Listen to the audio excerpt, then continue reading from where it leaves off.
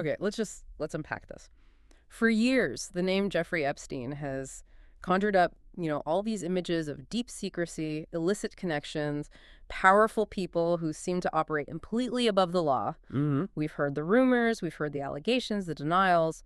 But recently, we got a glimpse, maybe the clearest glimpse yet, into Epstein's own thinking about all those connections. Yeah, and that glimpse came from just a massive trove of documents. We're talking over 20,000 pages that were released by the House Oversight and Government Reform Committee. And that's a really important distinction we need to make right at the top, because I think there's a lot of confusion out there. These are not the full DOJ files everyone talks about. Exactly. These specific files were obtained after the committee subpoenaed the Epstein estate itself. So this is his stuff. This is his stuff. It's his private correspondence, emails, text messages, mostly from around 2011 to 2019.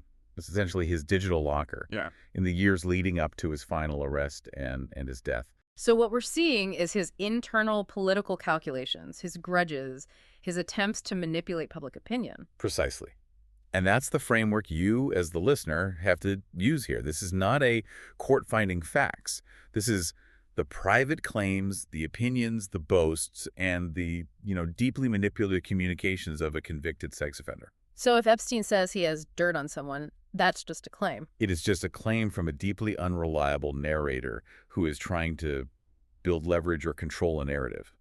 We have to be so careful with that distinction. Right. And our mission today is to do a deep dive into the most important nuggets we can pull from these files, focusing on the communications involving Epstein and these, high-profile figures in politics, media, royalty. And right away, one thing just jumps off the page when you look at the analysis from places like NPR. The sheer volume of references to Donald Trump. An incredible volume. Over 1,000 mentions just in the pages that they reviewed. It's a huge concentration on one single person. So what does that tell us? Well, I think it tells us two things. First, it shows you who was under the most intense media scrutiny during that 2015 to 2019 window. Right, the campaign and the first term. And second, it shows Epstein's clear, almost obsessive interest in either leveraging, attacking, or just, fixating on that relationship once Trump became a serious political candidate. Yeah. We really have to explore how he positioned himself during that time. As an insider with all the secrets. As the man who knew everything. Okay, so let's start there with that central conflict. This relationship between Trump and Epstein. Most of the exchanges we see about Trump are from 2015 to 2018. The timing is not an accident. No. Suddenly, this old relationship, this old friendship, has massive political relevance. And so the reporters immediately came sniffing around. And this leads us directly to some of the most sensational claims in these documents, claims that seem, almost designed to confirm everyone's worst suspicions. And we can start with this really shocking photo offer from December 2015. The exchange starts with Landon Thomas Jr., who was a former reporter for the New York Times, and he reaches out to Epstein, basically saying, hey, people are looking for juicy info on you and Trump. And he specifically cites that old, now infamous, 2002 New York Magazine article. That's the one that's kind of the ghost in this whole narrative, right? It really is. That's where Trump is quoted calling Epstein a terrific guy who likes beautiful women as much as I do, and many of them are on the younger side. And once Trump declares he's running for president, that quote becomes, a massive political liability. A huge one. And it guaranteed that reporters would be circling back to Epstein for more. So Thomas tells Epstein, hey, everyone's hunting for dirt on you because of this quote. And Epstein, instead of, downplaying it or denying it, he just immediately escalates. He escalates in a huge way. He sends back this email, and it's full of typos, by the way, which makes it feel even more raw. What did it say? He wrote, would you like photo, PHOTSO, of Donald and girls in bikinis in my kitchen? Wow. Just offers it up. It's just like that. And Thomas's reply is just as revealing. He writes back, yes, with 2 exclamation points. Which perfectly captures the feverish demand for any kind of scandal at that time. It really does. But we have to pause on what Epstein is implying there. He's not just claiming to know some embarrassing gossip. No, he's claiming to have physical evidence, photographs. Exactly. Evidence that would connect Trump directly to an environment that's now infamous, an environment associated with abuse. That elevates the claim from just a rumor to, alleged documented leverage. But, and this is the critical piece we have to keep coming back to, we have no evidence that he actually had these photos. None. We have the claim, we have the offer, we have the reporter's eagerness, But the photos themselves, they're not in these documents. And that's his whole strategy, isn't it? It's the strategic deployment of a threat, whether the ammunition is real or not. He knew how to use suggestion to maintain this aura of power. And he wasn't done. He keeps going with these anecdotal smears. He then tells Thomas about this bizarre glass door incident. Right, this is a weird one. He suggests Thomas should, quote, ask my houseman about Donna DOD, almost walking through the door, leaving his nose print on the glass as young women were swimming in the pool, and he was so focused he walked straight into the door. Okay, so why that specific story? It's so visual, it's almost comedic. It is, but its function is deadly serious. It's designed to paint a picture of a man so obsessed, so distracted by young women, that he literally loses awareness of his physical surroundings. He's trying to link Trump to the atmosphere of his whole operation. Suggesting shared predilections, shared behavior. And again, we have no context on when or where this might have happened. It's just an anecdote floated to a reporter. And this continues with claims about them sharing romantic partners, which seems designed to weave this history of mutual, inappropriate behavior. Yeah, he sent Thomas a link to a feature story about a woman and claimed, my 20-year-old girlfriend in 93 Harrow, that after 2 years, I gave to Donald. Gave to Donald. I mean, the language itself is just... It suggests a commodification, a sharing of partners that is just deeply, deeply corrosive. His strategy is becoming crystal clear here. Which is what? Establish proximity and mutual transgression. Basically, if I'm tainted, then you are too. If I go down, you should at least be damaged by the association. This pattern then leads us into a much darker category of claim. This is where Epstein starts to suggest that Trump had direct knowledge of the illegal activities. Right, and he uses this very famous Sherlock Holmes reference to do it. The dog that hasn't barked. Which is a powerful way of putting it. It suggests that the absence of something is actually the evidence. It implies a deliberate concealment. And this happened way back in a 2011 email exchange with Ghislaine Maxwell, long before Trump was a serious presidential candidate. And what did he say? He wrote, I want you to realize that that dog that hasn't barked is Trump. And his reasoning for why Trump's silence was so suspicious. It centered on a victim. He claimed that this specific victim, who the White House later identified as Virginia Giuffre, spent hours at my house with him. He has never once been mentioned. That is a profoundly insidious accusation. He's placing Trump at the scene, implying he should have been caught up in the investigations, but somehow wasn't. He's planting the seed of a high-level cover-up, or at least special treatment. And this implication of knowledge, it just gets less and less ambiguous as time goes on. Oh, much less. By 2019, in an email to the journalist Michael Wolff, he states it much more plainly. He's talking about the girls, and he says, of course he knew about the girls as he asked Ghislaine to stop. So that's not just awareness. That's claiming Trump actively intervened. It essentially turns Trump into a direct witness to the alleged crimes. It's a massive escalation of the claim. But this is where the nuance of the source material is so important, because we have these potentially devastating claims from Epstein on one side. And on the other, we have crucial contextual checks and official denials. Right. We cannot just read Epstein's claims in a vacuum. The White House said the redacted victim Epstein referred to in that 2011 email was Virginia Giuffre. And this is the key point for anyone listening. Virginia Giuffre, who has accused many, many powerful men of wrongdoing, has never accused Donald Trump of any wrongdoing. So you have Epstein, the alleged co-conspirator, claiming Trump knew everything. And you have the victim herself saying Trump did nothing wrong to her. That discrepancy is fundamental. It completely challenges Epstein's reliability as a narrator here. So what was he doing? Was he just strategically lying? Was he misrepresenting the facts to gain leverage, knowing full well the victim wouldn't back up his story? I think that's the central question these documents force us to ask. It really suggests that Epstein was deploying claims that were strategically unprovable or maybe even easily refutable if you dug deep enough, but were politically devastating on the surface. The accusation itself is the weapon. Exactly. The accusation is the weapon, regardless of its factual basis. His own credibility is shot, but the political taint remains. It's a classic smear. So beyond all the sleaze and the gossip, these documents also show Epstein was actively trying to engage in the political maneuvering around Trump. He was positioning himself as this, either very useful or very dangerous source for journalists and political rivals. Absolutely. And his relationship with the author Michael Wolff is just a fascinating window into this. Wolff was writing his big book on Trump at the time. Fire and Fury. That's the one. And you see this alignment of interests. Wolff needs dirt, and Epstein needs to shape the narrative, either for his own protection or maybe for revenge. And Wolf was definitely encouraging him to speak out. He frames it as Epstein being this necessary voice against the rising tide of Trumpism. He does.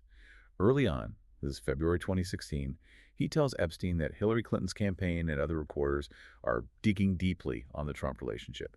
And then he suggests Epstein should consider preempting. So he's basically coaching him on media strategy. Get ahead of the story before it buries you. It's a journalist actively urging a source to manage the disclosure timeline, to get out in front of what would likely be very hostile coverage.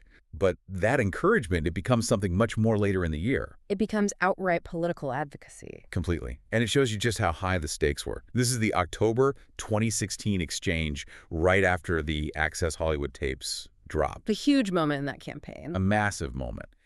And Wolf sees this as a clear opportunity. The subject line of his email is direct, and he explicitly proposes that Epstein should come forward this week and talk about Trump in such a way that could garner you great sympathy and help finish him. Interested. Help finish him. I mean, that goes so far beyond just sourcing information. Oh, way beyond. It's a direct invitation to join a political attack squad. It just highlights the belief among Trump's opponents and many in the media that Epstein possessed some kind of silver bullet. Information that, if he deployed it in the right way, could genuinely end Trump's campaign. Which explains why this political motivation seems to fuel some of Epstein's most scathing personal criticisms of Trump. He clearly developed a deep loathing for the man he once called a friend. You really see that in his communications with Catherine Rumler, who was the former White House counsel for President Obama. That's a critical link, right? It shows Epstein still had this deep, high-level access to bipartisan political power players. It does. So in 2017, Rumler calls Trump so gross in a message to Epstein, and Epstein replies immediately with this air of insider conviction, worse in real life and up close. So he's not just agreeing, he's one-upping her. He's claiming to have this superior, intimate knowledge of just how bad Trump's character is. And he articulates that even more strongly in another 2017 exchange, this time with Larry Summers, the former Treasury Secretary under Clinton. Another big name. A very big name. And he lays out this really stark moral condemnation of Trump. He writes, "Recall I've told you, I have met some very bad people in that stone yard, none as bad as Trump. Not one decent cell in his body. So yes, dangerous." Wow. He also called him a maniac, showing signs of early dementia and other messages. He did. This complete pivot from, friendly association to just absolute venom is so striking. And it probably suggests a huge falling out, likely fueled by Trump's political rise and the need for both men to publicly distance themselves from each other. But the attacks weren't just these personal character assassinations.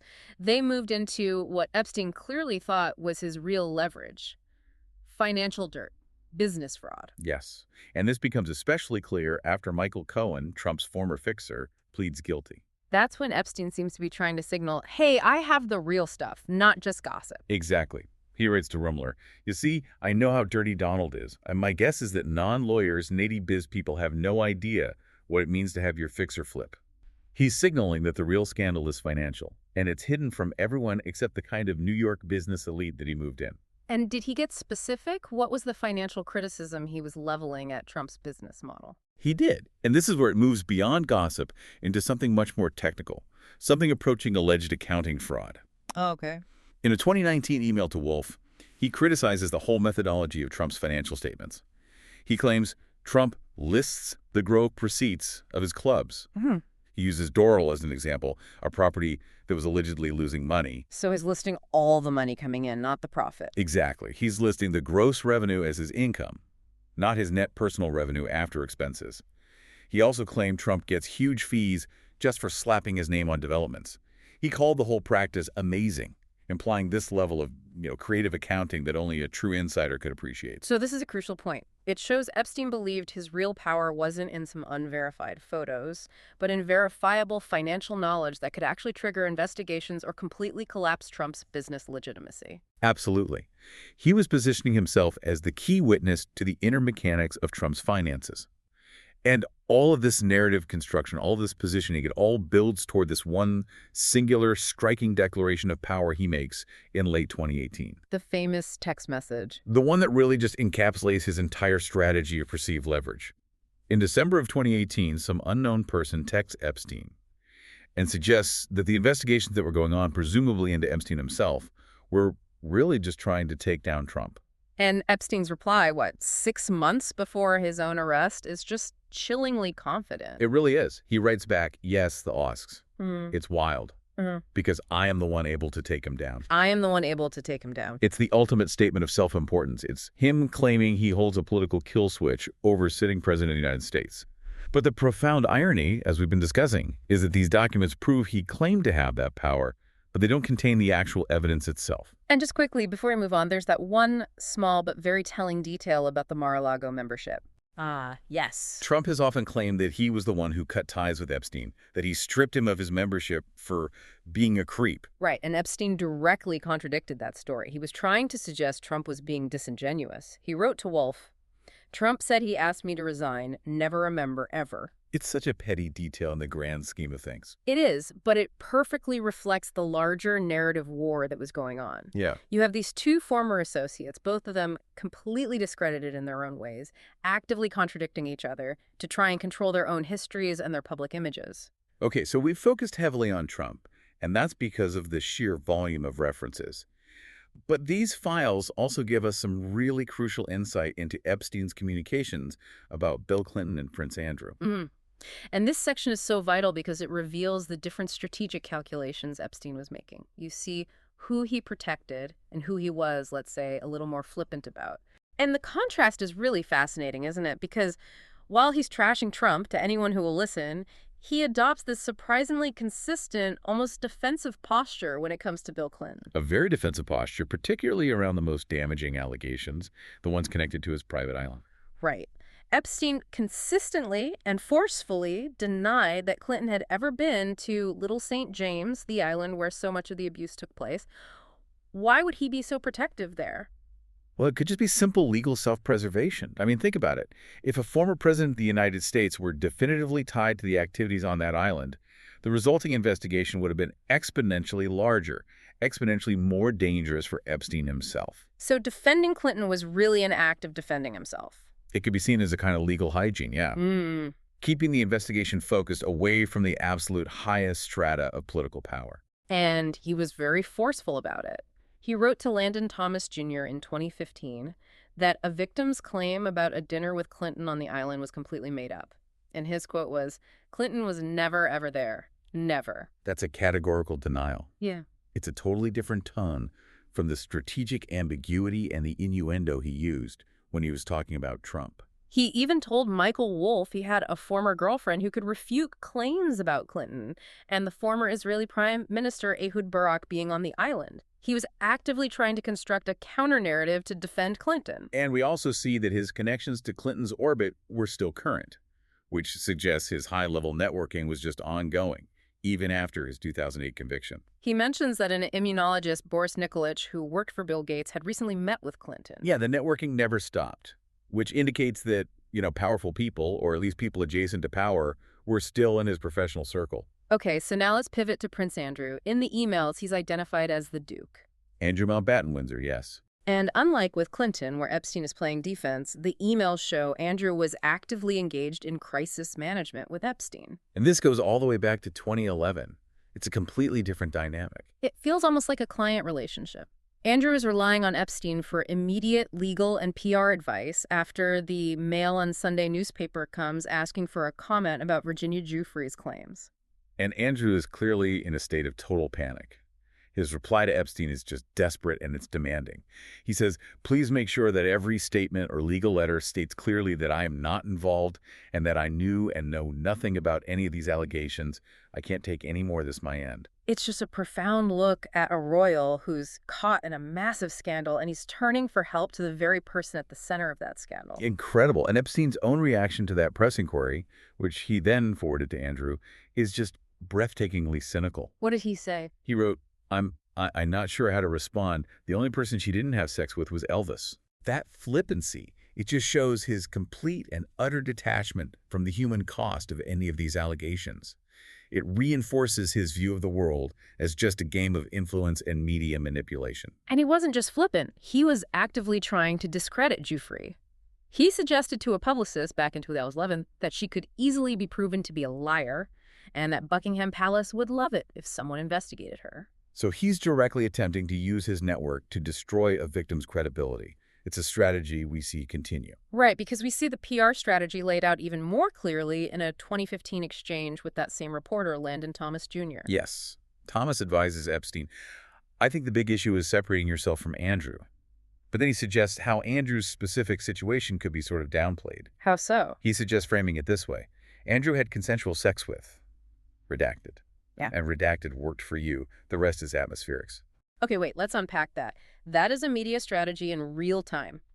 Thomas is suggesting they should shift the focus away from any criminal activity, away from trafficking, and reframe it as just an inappropriate but legal relationship between a royal and an adult who happened to work for Epstein. Exactly. It's a strategy of minimization. Reduce the offense from potential involvement in a trafficking ring to just, bad optics involving a consensual affair. The goal was to shield Andrew from the really grave accusations. The communication is just such a raw look at how these media narratives get manufactured behind the scenes during a crisis. It really is. And despite all this legal jeopardy, Epstein seemed to have this strange personal affection for Andrew. He described him as great fun in another exchange. It just shows the complexity of these relationships. They were functional, tactical, and sometimes superficially affectionate, even while they were steeped in profound legal danger. And I think the big takeaway from this section is seeing Epstein's web of influence and how he managed it. He attacked the man he saw as a political enemy, which was Trump. He defended the man he saw as a potential legal liability, Clinton. And he acted as a crisis manager for the royal, who was already caught in the dragnet, Prince Andrew. 3 powerful men, 3 completely different strategies. Precisely. So the moment these House oversight documents drop, the political world has to respond. And given how focused the claims were on Trump, whether they were verified or not, the fallout was immediate and, predictably highly partisan. Oh, absolutely. The response was a masterclass in narrative control designed to just preempt any potential damage before it could even set in. The White House, Trump's allies, they immediately went into total denial and deflection mode. And they focused on the messenger, not the message. Right. The White House press secretary, Caroline Leavitt, she stated just categorically that the emails prove absolutely nothing other than the fact that President Trump did nothing wrong. And then she instantly framed the whole release as a partisan hit job. She accused Democrats of using selectively leaked emails to the liberal media to create a fake narrative. That's the first line of defense, right? Discredit the sources, frame the whole thing as a political maneuver. It is. And then Trump himself follows the same script. He declares the whole disclosure a hoax and explicitly blames Democrats for trying to distract the public from, the end of the government shutdown at the time. So the establishment defense was completely unified. Nothing to see here, folks. This is just dirty politics. And you even saw that filtration happen in the conservative media sphere. Sean Hannity at Fox News was reported to have essentially just dismissed the story, suggesting the emails only showed that Epstein had a personal grudge against Trump, not that Trump had done anything wrong. The unified message from the right was clear. Epstein is an unreliable, vengeful narrator, and the Democrats are desperate. But what's really, truly fascinating to me is the reaction from the far-right conspiracy crowd. The very same group that has historically been the loudest voice demanding the release of all the Epstein files to expose this so-called deep state. Exactly. And their reaction was, as it was put, uncharacteristically dismissive. And that's the profound contradiction here, isn't it? These are the people who have built entire online universes on claims with far less substantiation than this. And yet, when documentation that explicitly targets Trump is released by a congressional committee, the reaction isn't outrage. It's this very calculated skepticism. It really reveals the strategic nature of their demands for transparency. It does. I mean, Alex Jones, who's a figurehead for so much of this, he claimed it just shows there's nothing there, and then asserted that Trump was innocent and was actually the first person to expose Epstein. Which just completely ignores the substance of what Epstein was claiming about the photos or the shared girlfriend. Ignores it completely. Yeah. And then you have Jack Posobiec, a former Pizzagate theorist, and he pivots the entire narrative. He suggests the emails were just Epstein trying to pull Trump in and implicate him in his own crimes. That is political jujitsu. It really is. They transformed what could be seen as evidence against their preferred candidate into proof of his persecution. So the prevailing narrative they adopted was that these are drip Democrat disclosures and distractions being used to smear a good man's name. It's an incredibly effective way to inoculate their base against the actual contents of the documents. And instead of accepting these documents as the transparency that they supposedly wanted, they used the release to reinforce their narrative that Trump is under attack. And they concluded that the real criminals must be hiding in the files that are still unreleased. So they continue to demand the release of the entire archive, blaming billionaires and donors for blocking it. It's a perfect example of shifting the goalposts. Transparency is only good when it targets your opponents. But this manufactured demand for the full release, it does lead us directly to the separate and much more serious legislative battle that's happening at the same time in Congress. And this is where we have to, once again, reinforce that distinction for you, the listener. The release we've been talking about came from the House Oversight Committee, subpoenaing the estate. This legislative push is totally separate. This is the big one. This is for the full release of all the unclassified files held by the Justice Department. And that fight has reached a really critical stage. It involves something called a discharge petition. Which is a rare and very powerful tool in Congress. It's used to force a floor vote on a bill when the House leadership is trying to block it. And this petition, for the bill to release the full DOJ files, it recently got the 218 signatures it needed, which guarantees a floor vote is coming soon. And what's so significant about those signatures is that they included 4 Republicans who are normally very staunch Trump allies. Nancy Mace, Lauren Boebert, Thomas Massie, and Marjorie Taylor Greene. And their support for this just underscores how deep the public anger over the Epstein scandal runs. It's an issue that transcends the typical partisan lines, but it also highlights the internal tension within the Republican Party. And the source material shows there was intense political pressure put on those 4 immediately to get them to withdraw their support. Oh yeah, there were reports of White House attempts involving people like Pam Bondi and FBI Director Kash Patel trying to persuade Boebert and Mace to pull their names off the petition. And it didn't work. It failed. Nancy Mace, for instance, she's spoken publicly about being a survivor of sexual abuse, and she publicly recommitted to the petition. She said the issue was deeply personal for her. But at the same time, she was defending Trump against what she called the media noise, saying she would defend every last attack on President Trump to the death. And that balancing act just perfectly encapsulates the political dilemma they're in. Right. They have to support transparency on the Epstein issue, which is incredibly popular with the base, while simultaneously managing their political loyalty to the leader of their party. It shows that for some of these lawmakers, the issue of justice for Epstein's victims is a moral imperative that they just can't afford to ignore politically, no matter whose name might end up in the documents. And the crucial difference between the House Oversight release we've been discussing and this potential DOJ release is what's in them. The DOJ files would contain material gathered by federal investigators, not just Epstein's private, self-serving emails. That is a much higher stakes gamble for every single person who is ever involved in this saga. A much, much higher stakes gamble. So we have covered just a vast, complex web of information here, from Epstein claiming he had photos of a future president in, compromising situations, to his detailed financial criticisms, to his varied strategies for protecting some powerful men and attacking others. And I think if we synthesize the key takeaways, it really is the dual nature of these emails that defines this whole deep dive. On one hand, you have these sensational, politically damaging claims. Epstein offering photos, suggesting Trump knew about the girls, leveling these strong political attacks. But on the other hand, every single one of those claims is being made by a completely unreliable narrator. They're contradicted by key people, like Virginia Giuffre in Trump's case, and ultimately they remain unverified by the documents themselves. And the most powerful summation of Epstein's own perceived power is that 2018 text message, where he just chillingly states, "I am the one able to take him down." He genuinely believed he held the ultimate weapon. And what's so fascinating is that Epstein saw himself as holding this ultimate political weapon, yet when these particular documents were finally released, the entire political establishment, both the White House and the far-right conspiracy world, they've been so quick and so effective at controlling the narrative. Right, framing it as either a partisan attack or a total nothing burger. Exactly. The focus immediately shifted from what Epstein claimed to why these documents were being released now. So this really raises an important question for you, the listener, to think about as this whole drama continues to unfold.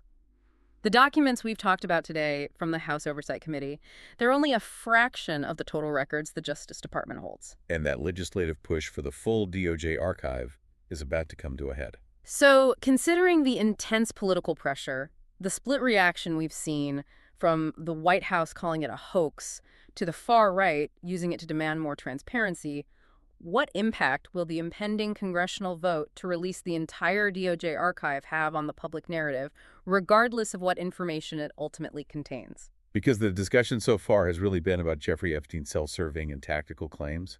The next step, the full DOJ release, that could potentially shift the entire focus to the federal government's institutional knowledge of this case and its handling of this case over decades. And that is a fundamentally different conversation. A very different conversation. It moves the target from the powerful figures that Epstein knew to the powerful officials who might have protected them. And that's our deep dive for today.